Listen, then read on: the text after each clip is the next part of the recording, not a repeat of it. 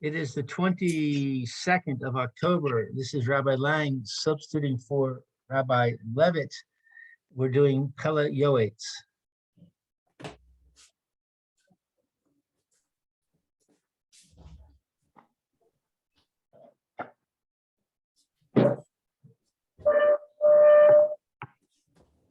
Good morning, Rabbi. Good morning, Alan. Morning. Morning, everybody. How are you? Morning. Hashem.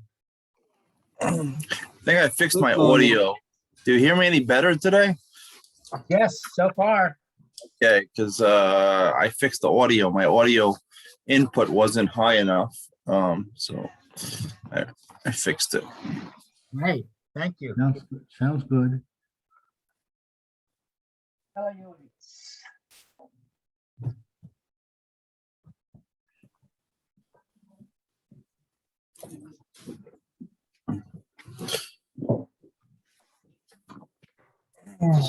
All right. I guess today we'll start from page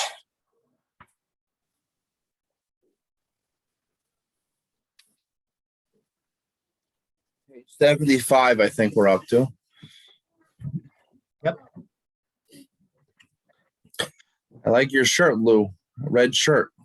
Oh, thank you. Yeah, Rabbi Furman always comments on my red shirt. Only wear on Fridays, or you just took it out today?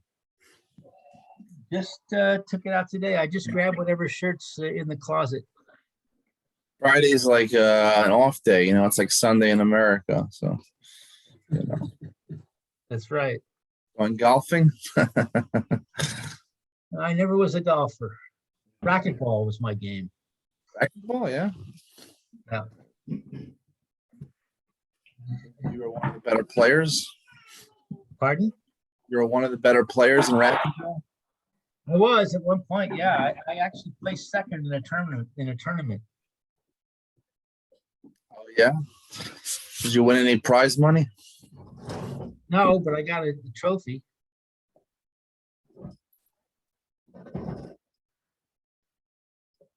Anyone else here an athlete? I used to play many sports. Yeah. Although I never considered myself good at any, although I like Lou, I did get a couple of trophies. I think one playing softball and one playing basketball. We got to play one-on-one, Mayor. We can try. Back in the day, I was a very good basketball player. I was a good athlete Very good. when I was younger. Now I'm just gaining weight. What can I say? So you're not your prime anymore then, huh? What? You're not your prime anymore then. You said you're very good. Now you said you Not gained like some crumb anymore? What? Your prime. in your prime. You said you were good. I was good, yeah. I'm probably still okay. I actually I'm going to America next week, so I plan on stacking up on some high tops and some shorts and some basketball gear. They have a basketball game here on Motzei Shabbos. The yeshiva here tells in Levitt Zion. So I'm gonna go back to some exercise, you know. Good idea. The Late Rambam after I got recommends married, that. so what? The Rambam recommends it. Yeah, I mean, I'm not doing it around. I'm just doing it for fun, you know. I love playing basketball, so. Well, that's true too, but We'll see how good I am. I don't know. These guys are like 20 years old. I'm almost 40, so. okay. Okay. I believe we're on page 75 here in Pele Yoetz.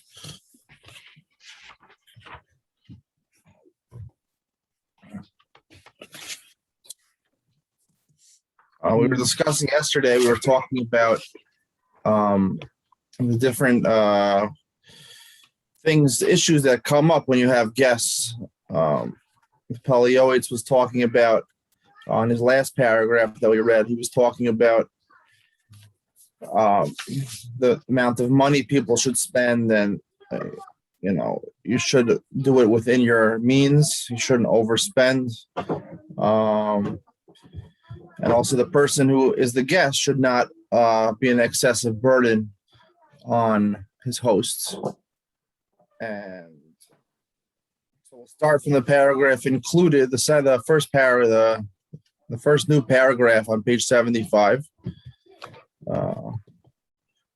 Yechiel, you read or you don't read? Yechiel? No, okay. Alan, you read?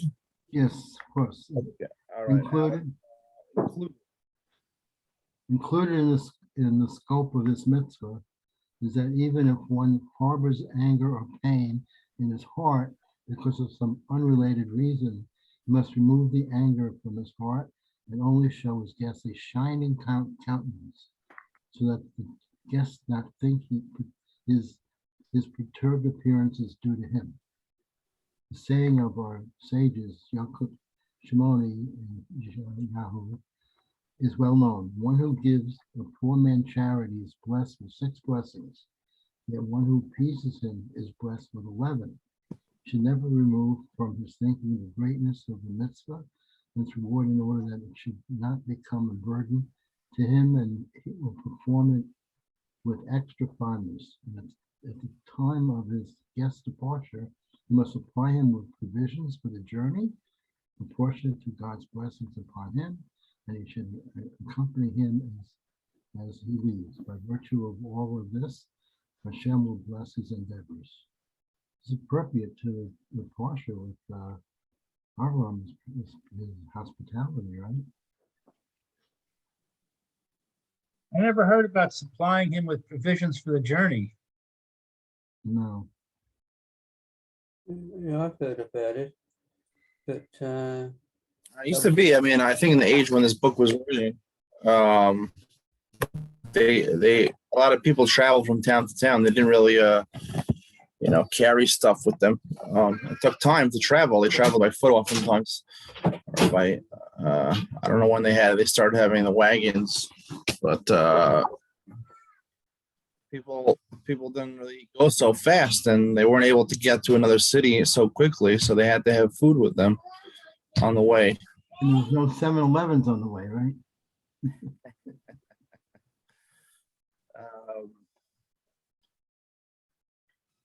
I don't know. I mean, when you have guests, you give them food. You give them a care package on the way home. No, Do that? No, you don't. well, they're not going to travel very far, so I don't think it's necessary. It's not going overboard for doing that. What would they do with it? Well, sometimes when we have guests, we have grandchildren, we give them pecos when they leave. No matter what. Okay, but that's children, and it's a different thing. If I come to any of your houses, I want you to give me a nice gift package when I leave. All right. You'll be asking. Yeah. Oh yeah. You just lost out on your invitation. Give me some good chocolates, some fine wine. The good stuff. 80% chocolate, 70. All right, Lou, you want to read the next paragraph? Okie dokie. One of the requirements of the guest is that he should not burden his host. And if it is possible for someone to stay in a hotel, he should not request to lodge by a local resident. Even if he is invited, he should not acquiesce unless his host implores him to stay, in order that he knows for sure that it is with a full heart that he is invited and not because of embarrassment. It is considered tantamount to stealing for anyone to receive benefit from his friend that is not given with a full heart, due to shame. You're going in and out, Lou. Okay, I'll put my headset on.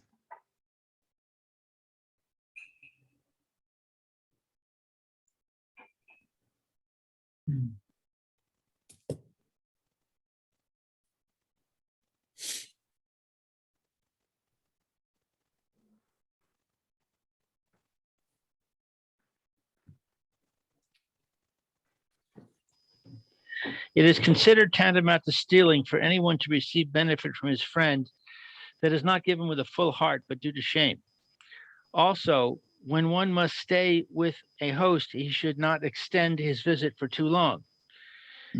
Extended visit is definitely a burden. If there is a necessity for him to stay in the city for a long period of time, he should not stay by his host constantly if there is a hotel. If he anticipated that it would be a short stay and then was extended, he must find an intelligible and wise excuse to transfer to a hotel or to someone else's home in such a way that he should not hurt his host nor be defamed. Even during the time that he is staying in his host's home, he must not profusely frequent the house. Rather, he must go here and there in such a fashion that he should not be a burden to anyone. He must not cross-examine his host or ask questions about his business or personal belongings. If he has the means and it is not a lack of respect to his host, he also should open his hand to buy the needs of a meal. He must increase the honor of his host and his family. He must display longing and genuine affection for the host's children. His mouth should be filled with the host's praise, and he should give him his blessing. At the time of his leaving, he should give some token of appreciation to the host and his wife. After his journey has ended, he should send them a letter. By following this protocol, his visit will be considered a pleasant experience. I want to focus in on one of these lines that he wrote here, which struck a chord with me. He mentions in his paragraph that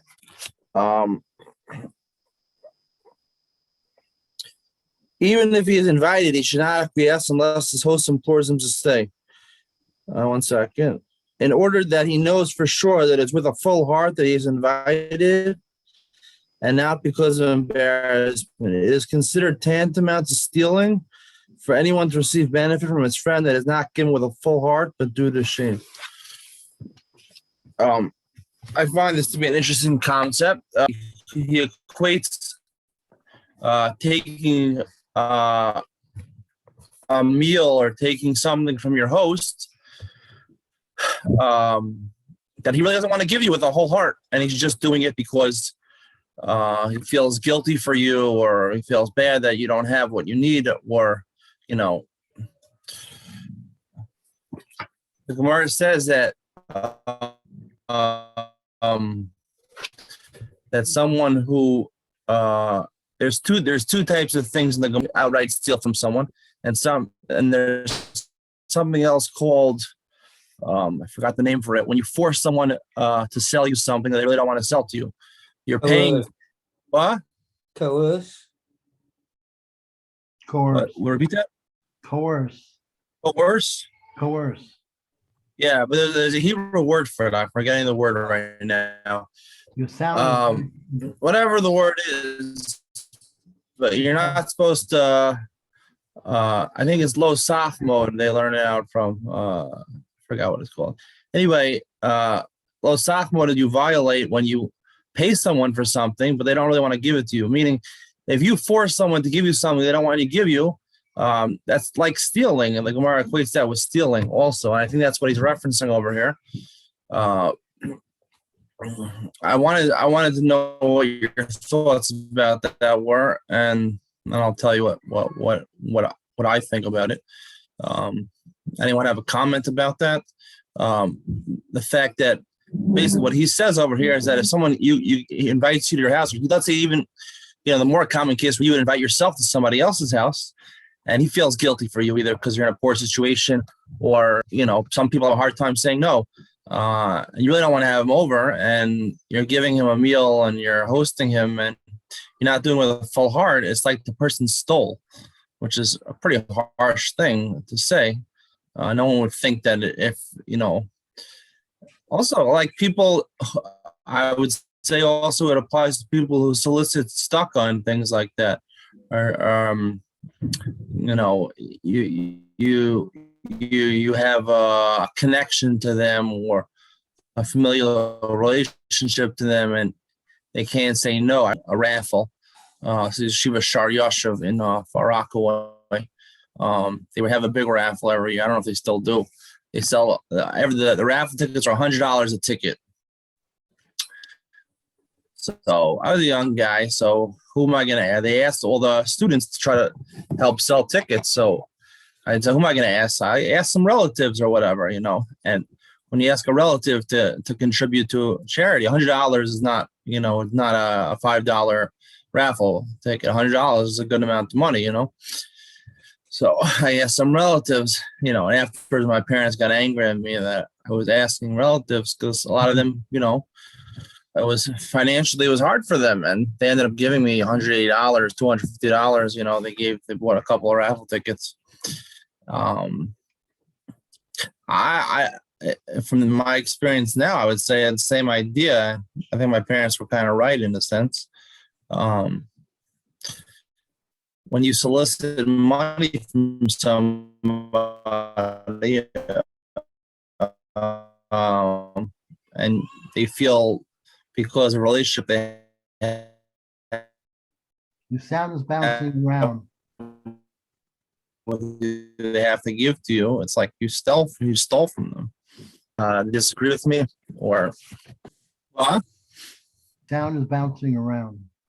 On and off, there's a red mark by your name at the bottom of the screen.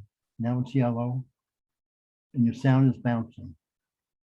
My sound is bouncing. Yeah. Anybody else find that? Yes. Yeah, Yeah. your Hold on a internet second. connection is not good. Your voice. These AirPods, they work with a computer. Let me. It says your network bandwidth is low. Mine is low. Yeah, Okay. your bandwidth is low. Are you connected by cable or by Wi-Fi?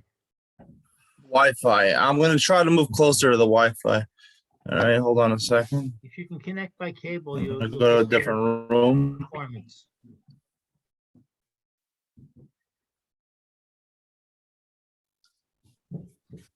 One second.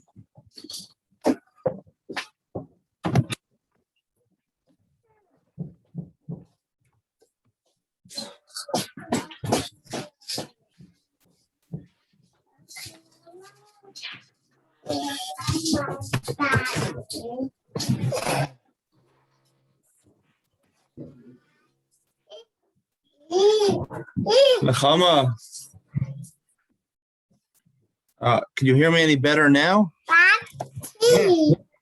Yeah. Okay. I wonder if the AirPods, they work with the computer with the Zoom. Yes. Let me just try to see if I can connect it. 1 second. The connection wasn't good in the other room, so.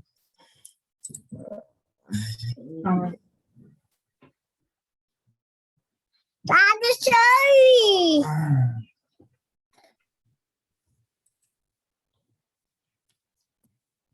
It wasn't good connection in the other room. I'm sorry. I'm so taxi. Huh? It's 11:30. But being a tie. No, daddy. Oh, daddy. Wow. All right, I'm not having to be able to Oh, daddy. I'm not able to connect the AirPods right now, but hopefully it'll be better here, and closer to the Wi-Fi. Did you hear anything that I said, anybody, or not really? Yeah, you were talking Yeah, about we the have. idea of stealing. Yeah, so I was saying I would extend it also to soliciting a stock or a raffle or something like that, where the person really doesn't want to give. They only feel compelled to do that because of your familial connection to them, or they're your friends, or things like that. What are your feelings about that? And agree, disagree? I agree. I don't like the people coming to the door and asking for tzedakah. I think it's an imposition. I tell my wife, don't open the door for strangers if I'm not here. If I'm here, I give to them, but I don't think it's right. On the other hand, being in Orech, guest Yeah. Shabbos, I think is perfectly appropriate. Okay. I guess Well, I mean, what if you invite the guest? Let's say the guest invites himself. no, that's not good. It's not good. So you've never invited yourself to somebody else's house? We did actually once. We invited ourselves, and that was the last time we were there. Didn't work out. What happened? You what, took into a boxing match? What? Oh, he commented. He said, "Oh, you invited yourself," and I thought Mentioned it that during the meal. That's pretty not Yeah. so tactful. that indicated he was not- If you're going to agree to have the person, if you say yes, if someone invites themselves, you say yes, you have to at least show the part. You know, you can't. There was something happening on his side of town, and we wanted to be there for it. I came up and asked them if we could stay. I didn't think there was anything wrong with that, but they did. So we never went there again. I also agree with this idea that you should not ask a person personal questions like, what do you do for a living and things like that. Very rude. Really? I mean, who are you talking about? A solicitor or just someone you meet in shul or something like that? Well, anybody. I'm talking about in his context. You have people you invite over for Shabbos. Oh, you're saying they invite over for a Shabbos. They're your guests, and you feel it's. He does say that. He says "Oh, you what do shouldn't. you do for a living? The guy says, "Well, I'm unemployed. I lost my job." So you've just embarrassed him. You've just spoken lashon hara about him. I know it's lashon hara. Maybe Lashon hara, you you embarrassed say him. about something. If you say somebody doesn't have a job, that's lashon hara. I mean, if you offer the information yourself, it's not lashon hara just to speak about yourself. I You don't put think. him in a position where he was forced to reveal that. He could have said, "I don't want to discuss it." I mean, there's other ways of avoiding the question. That's You also don't- embarrassing. It's embarrassing. He says, "I don't want to." I mean, what do you talk about when you have Oh, guests? you're So, what do you talk to them about? You have to have some conversation. The easiest starting point is, what do you do? That's the first question most people ask each other. What do you do for a living? What are you doing with your life? What else are you going to talk Appropriate. about? What do you when you have guests? What do you talk about? Tell them what I do. What do you do? I'm a computer programmer. Oh, you just tell them what you do. You're saying Yeah. you just do all the If talking. he wants to say, "Oh yeah, well I do this," that's now he's volunteered. If I put him on the spot and I say, "What do you do?" And he doesn't want to talk about what he does, then I've just done the wrong thing. In my opinion. I think it would depend whether he invited himself or you invited him. If you invited him, I think you're opening yourself up to having an honest conversation with the person. He's your guest. You invited him. You want him to come over. You want to treat him as an equal to you. No, you disagree? I don't know. I don't know. I'm personally, I know you probably would maybe think that I'm a rude person, maybe, but I like to ask personal questions to people. Maybe not if I was invited myself over. I don't know if I would do that, but I feel the best conversation is personal conversation. I don't even think that's such a personal question. What do you do? More personal question would be like, Have you ever been out of work? Have you ever lost your job? Have ever been in work? Right, so you don't relate to it because you haven't been in a situation where it's embarrassing to you. That's true. You're right. You have to be empathetic to other people. You have to realize that people have feelings sometimes about things. If you haven't had the experience, then you're insensitive to it. What else do you consider an impersonal question? I mean, an appropriate question. If they had the guest over your house, what do you think he doesn't want to just listen to you all the time. He wants to talk to you. He wants to ask you questions and make conversation. Talk about What- ideas. Talk about what's in the news. Politics, Talk about sports, Yeah. Torah. I hear. All right. I agree that maybe the first question out of his mouth shouldn't be, so are you employed or you're not employed? Because you really look from the food on your table, it really looks like you're not employed, you know? You better get a job real quick because I don't like the food you're serving, all right? Chicken, what's with this chicken, all right? I want lamb chops, all right? This is not appropriate for shops. Exactly.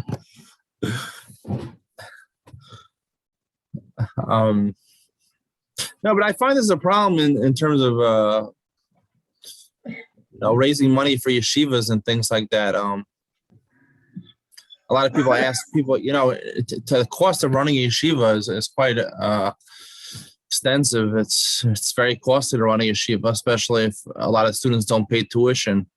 How do you keep the yeshiva running? How do you keep not necessarily a yeshiva, a school? They need money. They need infusion of cash. When I They was ask in me- America, people used to come to our shul. Right. Usually they would give a little bit of a Devar Torah after the davening.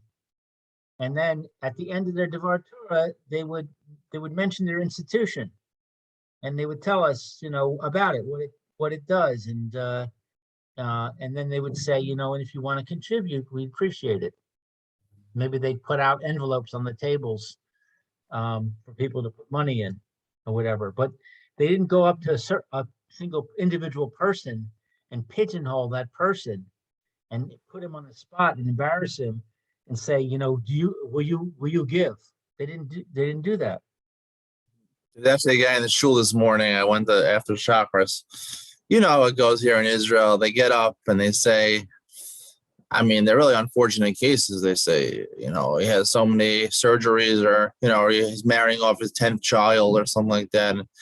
And the guy goes and he stands right next to you and you're not looking at him, whatever, you're davening or whatever. And he just stands there for like 15 seconds. He's just standing there. This is what happened to me this morning. He saw I wasn't giving. He just kept on standing there. I'm like, excuse me, just leave. I looked at him. Finally, he left. I don't think. Listen, it's a very hard situation. Hopefully, no one should be in that situation, but it really is. It really is. This is true. When you force someone to give you money or to give you a meal, it really is stealing because the person doesn't really want to give it with a whole heart.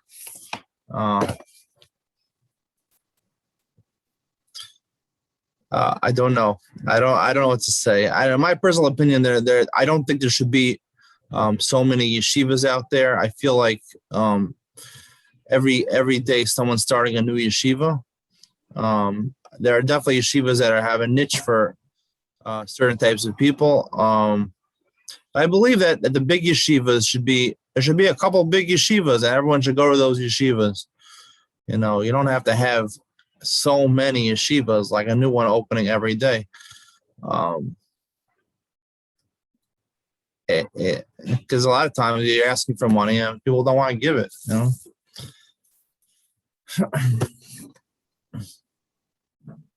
course, not Sama Nafshi. Sama Nafshi is an unbelievable place. That's the best yeshiva. No, listen. I think I don't know too much about your yeshiva, but I guess it serves more of a niche or niche. How do you pronounce it? Niche. Different ways of Pronounce it pronouncing. Niche. That's what I always thought, but my friend started pronouncing niche. And I looked it up on Google, and the new coming out pronunciation, the new generation. It's trending to call it niche now. Niche. Check it out. It always used to be niche, but anyway, your yeshiva probably has a niche for people that are, I guess, a little bit older and people haven't had so much experience learning in their younger years. I just went to Google and it said niche. You didn't see there's some people say niche. Not Google. Yeah. What do you mean Google? There's a couple of different websites that offer you different videos on YouTube that tell you how to pronounce it. Well, You know what I realized? I realized that I just typed NICHE into Google. Yeah. And it came up with a little microphone and it said niche.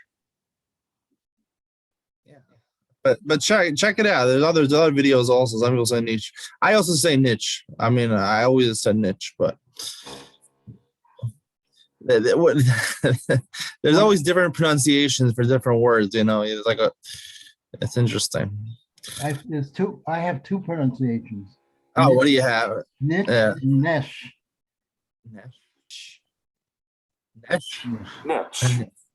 Netch. Okay. I guarantee you, if you look at enough or you click on enough of those the websites they give you, enough of the videos, you'll find a couple that say niche. They say that really, even now, the most prevalent one is niche, but niche is gaining more power, more traction, especially in the UK, and slowly spreading to the United States. So That's right. British say niche. there you go. Roy, what do they say in Australia? What do they say in Australia? I don't know, but I think we should get back to the field. Roy always keeps us on track. He always keeps us on track. I should keep you on track more. Come on, Roy. You don't enjoy the banter a little bit? Come on. No. All right, Roy. So you go through, it's going too far, the banter. Huh? Banter is going too far. Niche. Too far. All right. On that note, we're going to have Roy read the entire Sefer right now. We have to finish the entire. From now, we have 23 minutes left. We expect to finish the whole Sefer in 23 minutes. Can you do it, Roy? One of the requirements of the guests is that we haven't done that one yet? Yes. No. The last one now, isn't it? The last. It's also incumbent. It is also Also incumbent. incumbent upon the charity administrators to oversee the care of visitors to the city, according to the status of the individual, provide him with lodging in accordance with his dignity among the local residents on a rotating basis. It's a custom in many places to send the guest to a hotel rather than to a private home. If so, they must prepare the accommodations for the cold of winter, pillows and blankets, even ones filled with straw, necessary home utensils and even earthenware. They must amply provide his daily meals with a pleasant countenance. It is better to provide a week's supply at a time. When the guest departs, it is proper to give him provisions for the journey according to his status and the needs of the community. One should not be excessively stingy, for by doing so, one is sinning for no real gain. Therefore, a person should weigh his words with careful consideration and calm the guest with good words for the honor of God, as he stands by the right of the unfortunate. The travail of their search for bread and their being deprived and destitute is more than enough heartache. Whoever bestows good upon them, it is tantamount to giving to God. A person who has compassion upon others will be shown compassion by heaven. It's in Shabbat 151b. However, the guest must also not be overburdensome on the community and should not ask in a demanding way. Rather, the poor man should politely petition and should graciously accept whatever he is given, whether a lot or a little. He should bless the congregation and not make any controversy or prosecute any claim. Heaven forbid. Rather, he must pray to the one who possesses wealth and property that he should put in their hearts the willingness to give charitably to him, or that he should send his well-being from a different source. For God has many messages, and from his hand is everything. God gives grace and honor. He will not withhold good from those who walk wholeheartedly.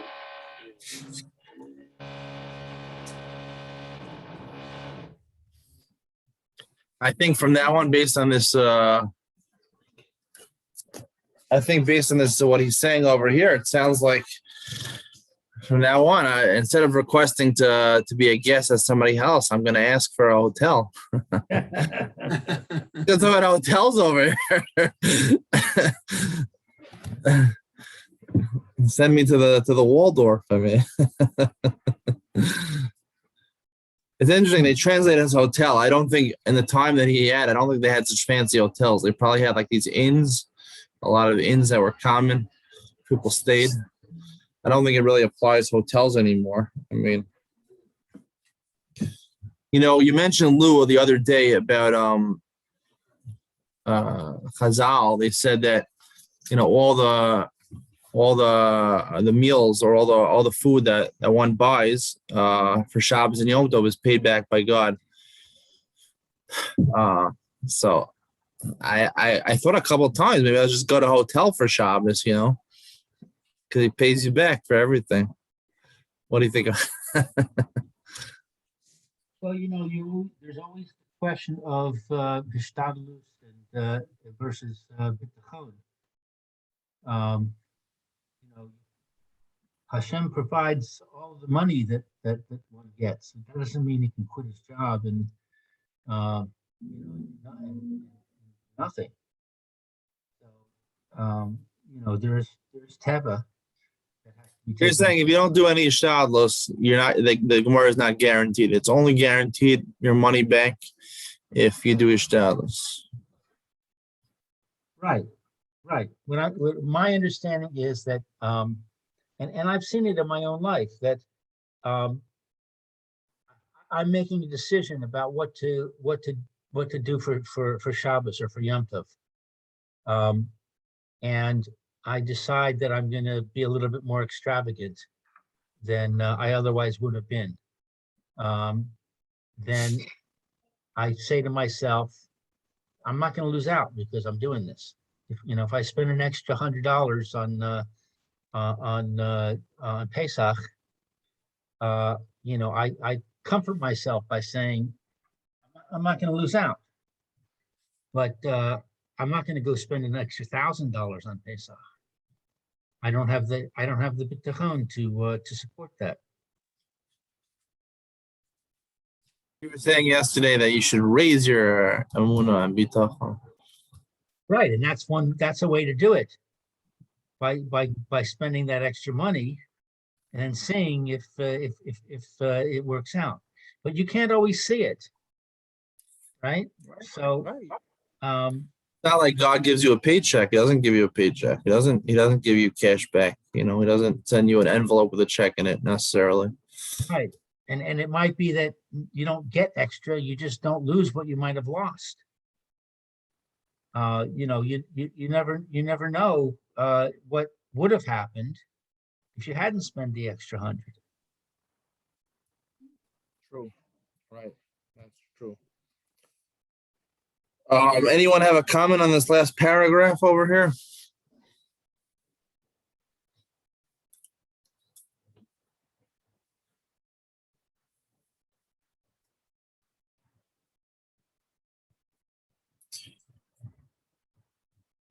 All right, this week actually is Parshas Vayera talks about Achnasas Orchim. It's interesting that we're reading this week because this is where we learn Achnasas Orchim from Avram Avinu. He entertained the Muslims, Ishmaelim. They were Muslims, no? No, there's no Muslims until about 1,000 years later. 600, yeah. The year, They the were year Ishmaelim. They were the.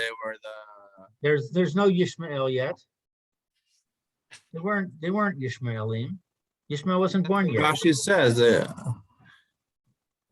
What does he say then? He says they're Arabs. What's an Arab and a Muslim? Muslim is a religion. Arab is a race. Yeah. Because I It's think the you can one. have Christian Arabs too. Yeah, you can have Christian Arabs, and you can have Muslims who are not Arabs. Most Muslims are not That's Arabs. true. What do you mean by a race in terms of what parameters are you giving to be an Arab? What is the Because where's this Iran, race? Huh? Iran, they're Persian. They're not Arab. Saying it's a region in the world you're saying where they came from? Is that what you're saying? Arabs are from a certain region, from the Eastern Middle East. Is that what you're saying? I don't even really know, to tell you the truth. There you go. I always Exactly. thought of Arabs as being the descendants of Ishmael, but Rashi puts that makes that not true when he says that they were Arabs, because Ishmael didn't have any children yet. They could not possibly have been the descendants of Ishmael. You know the exact words of Rashi, what he says? I forgot. Hold on a second. Let me see. Because Abraham thought they were Arabs.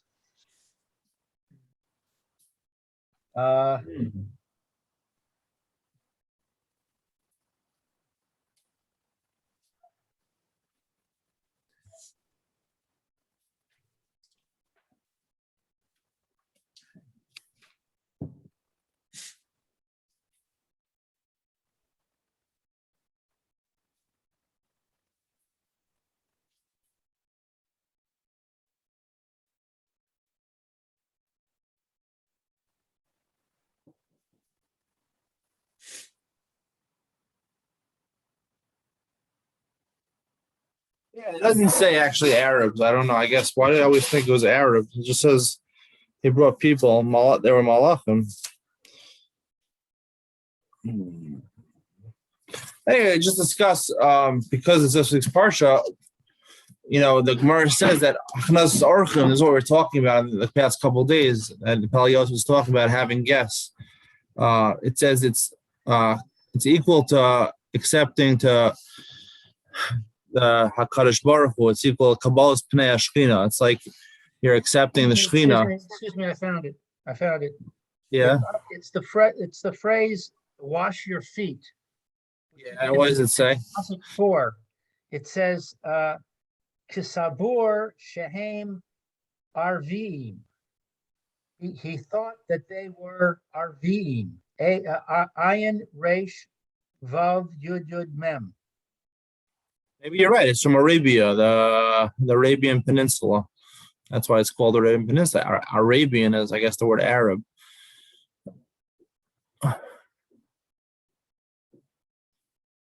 Yeah, I guess so. Is that how you define race? Race is some denotes a region of the world. Is that what you're saying? Well, not What necessarily. exactly does race mean? To win the race, the marathon. What does it mean? I don't know. I'm not exactly sure. And difference between ethnicity, race, and religion. What's the difference in all three? Okay, here, according to Google, a race is a grouping of humans based on shared physical or social qualities into categories generally viewed as distinct within a given society. Modern science regards race as a social construct, an identity which is assigned based on rules made by society. There are 5 races: Negro, That's it. Australoid, Capoid, Mongoloid, Caucasoid. In other words, white, Oriental, Bushman, Australian Aboriginal, and black. But it doesn't show Arabs as being a race. Spanish people. I don't know. South America. Um, I mean, based on what the definition you said, I would say it refers to a social grouping. Not a region; it'll be a social grouping. People who socially identify with each other. They have common conversation, common things they talk about, common things that interest them. Maybe that would be a race. I know the difference between an ethnicity and a religion. As an ethnic group is somebody who, it really is a subset of religion. It's just somebody who doesn't really practice it actively. They just would identify someone like a traditional Jew, a conservative Jew, would identify as Jewish. He's not really actively participating, so to speak. He's not someone who keeps all the halachot and things like that. That would be an ethnic Jew. A religious Jew would be somebody who's actively pursuing his religion. I guess a race either would be related to your region or to your social status or whatever. But based on the word Aravim, I would say it sounds like Arabia Peninsula, like Yemenites or whatever. Anyway, I just wanted to end off with one discussion because we're talking about this week's parsha is Hachnasas Orchim, and the Gemara says that Hachnasas Orchim is like Kabbalas Pnei Ashchina. When you entertain guests, it's like you entertain God, so to speak. So much so that Avraham Avinu was speaking to Hashem, and he left speaking from Hashem just to entertain the guests. It's even maybe greater than Kabbalas Pnei Ashchina. So for all the things that I was saying, we were saying about, and the Pele Yoetz was saying how it's inappropriate to overburden yourself and to pay extra for guests, and how the guests should make sure, not to be guests or to go to a hotel if possible. Why is it that Hachnasas Orchim is such a great mitzvah? And, and what makes it different than a regular act of chesed, Gemilas Chasadim. Gemilas Chasadim is something that the Torah says. I think we say in the morning, Elu dvarim she'amocha peroseim ba'olam hazeh ve'keren kayemes la'olam haba Elohein. Gemilas Chasadim. I think it says Gemilas Chasadim and Hachnasas Orchim also, right? Yep. Yeah, it says both of them. So it's different. Hachnasas Orchim is a different type than just regular Gemilas Chasadim. If that's true, what's the difference between them? Why is Hachnasas Orchim given its own category? And what really is so great about Hachnasas Orchim, about inviting guests? Like Lou, you mentioned, I was trying to tell you how terrible it is because you don't have the money to spend and people are coming to your house and it ruins your family dynamic. But you said, no, it's a mitzvah. Hachnasas Orchim is a big mitzvah. It is a big mitzvah. And the beginning of this week's parsha, Vayera, is very famous for Hachnasas Orchim. What Avram did, he went and he shefted of the cows just to give them the tongue, and 3 cows just so they can feed the tongue. I don't know why. I don't think the tongue is the best part of a cow anyway. I mean, I think the ribs or the spare ribs are probably the best part. So I don't know why he was giving the tongue. Maybe in Arabia, that's what they like over there. Maybe Yemenites like the tongue better. I don't know. But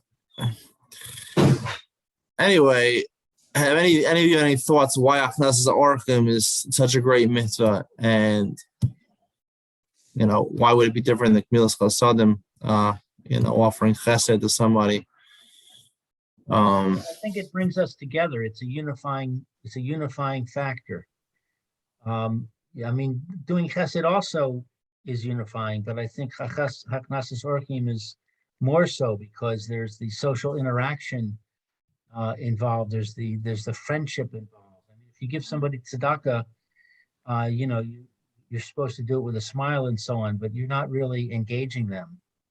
Whereas if you have them over for a meal, then you're engaging them, you're socially interacting with them, and it tends to build friendship more. And I think unity is the single most important thing In the world? Yeah, I mean, what Hashem wants from us. I think Hashem wants us to be united more than anything. At that point, I maybe disagree. I think whereas B'Shvili Nivra Olam, we're supposed to worry about ourselves first. First, you got to worry about yourself. V'chaya b'hem, you take care of your own life. Unity is if you're taking care of yourself, then you can worry about joining together with other people. But it is true what you're saying. There is truth to that. That it's very important. Friendship. I mean, is the point you're saying? The point of Achnas Orchim is to establish achdus or friendship. What do you mean by that? What do you mean by achdus? Just achdus means we share a meal together, or we converse together. What do you mean by achdus exactly? Achdus generally means we all go to MetLife Stadium for the Siyama Shas. I don't know what I'm saying. Doesn't mean you're friends with the person. Doesn't mean you even talk to people. Well, you're defining actus as unity. Well, Translating unity as actus. how you translate it? I would say unity. It means you're doing the same thing as someone. Like I said, I believe I believe there's a proliferation of shuls and yeshivas. I think you're right. Actus is very important, that people should join together and settle their differences and daven in the same shul. There should be big shuls, daven in the same shul, not their own little minyanim. These things separate Klal Yisrael. They do separate Klal Yisrael. But I don't agree. I don't think davening in a separate shul is a problem with achdus. If there's a reason for it, if you have a split because your people are fighting with each other and they break up into two shuls, and they say, I'll never go to that shul stinks, then you're right, that's a problem.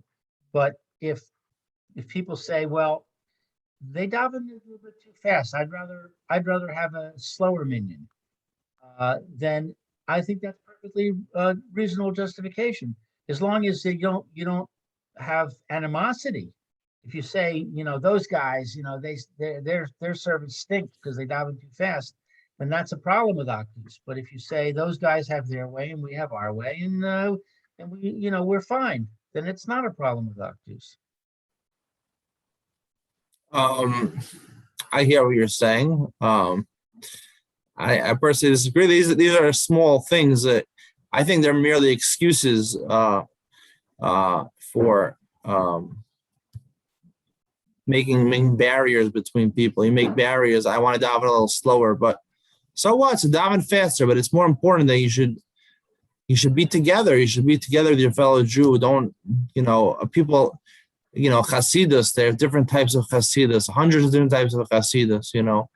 Because he wants to do a little different. They want to tell a little different nusach than this person, or a different way of saying a word in the davening, the havara, or I don't know. There's so many different things. They're a little different, Just so many different sects of Judaism, and ultimately divides people. But anyway, I don't think it's related to Achnas Zarchim. I think we're getting off topic over here, but you mentioned Achnas Zarchim is related to unity, or friendship more. Is that what you're saying, Lou? It brings more friendship. Yeah.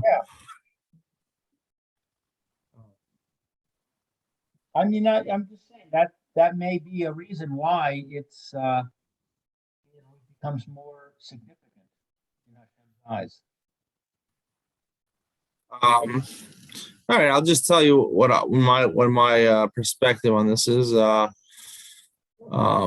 says Hachnas Orchim is like Kabbalah's Pnei Shechina. I mean, you're saying it's like friendship. I mean, I don't think Aravim wanted to be friends with Aravim. I'm saying he didn't know who these people were. He didn't even invite them to his house. He went out to greet them. He didn't even invite them into his house. I believe Achnas Orchim is you show people that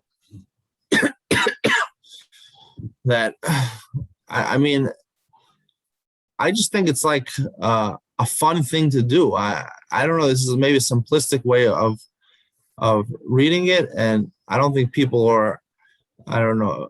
I think it's just a fun thing to do. To have guests is a fun thing. It's boring sometimes to have the same Shabbos table, the same people in your house. It's nice. It brings spice to your life if you have guests over and different people over into your house, and you learn about different cultures and about different ways of doing things, and you have interesting conversations. You have diverse people coming to your house. It's just, I believe Judaism is supposed to be an enjoyable thing, and along those lines, I want to say Achnat Zorchim is one of those things that introduces you to different people. You open up your house to them, your family interacts with them, your wife can meet their wife or whatever. I'm saying it's just more than just creating friendships. It could be even when there's no friendship, you're not going to meet the person for the rest of your life. It's just a fun time. You have a good time. And even though, like I was saying, to have guests every week and to be burdened with the financial responsibility to pay for that could be something which is too much. To have it once, I don't know, a couple of months or once every a month or something like that is just a fun thing to do, to enjoy. Kabbalah's Pnei Hashchina is supposed to be enjoyable, right? It's supposed to be a simcha. Whatever. You like that? You're probably shocked that I said that. You didn't like that. All right. Lou didn't like it. You know, liked it the best. Roy liked it the best. Roy liked it the best because I just summarized the whole Pele Yoetz for you, Roy. I said everything in Pele Yoetz is about having a good time in Judaism. We don't have to read the Sefer anymore, Roy. We can just move on to the next. No, we have other topics in the safe. I'm joking. Anyway, all right. I think Mayor enjoyed it, right? You enjoyed it, Mayor? You like my explanation? I enjoy the Pele Yoetz all the time. Yes. All right. Anyway, I think the time is up for today. And everyone should have a good Shabbos. Good Shabbos Have a to you. good Shabbos, Emily. Thank Thank you, you Rabbi. very much. Thank you. And we'll see you the same time on Sunday. We do Sunday. Sunday will be at 10:30. We'll have the two classes like we did during this last week. Not like today. Okay. Looking forward. Have a good Shabbos, everybody. Take care. All right. Okay, be well. Have a good Shabbos. Good job.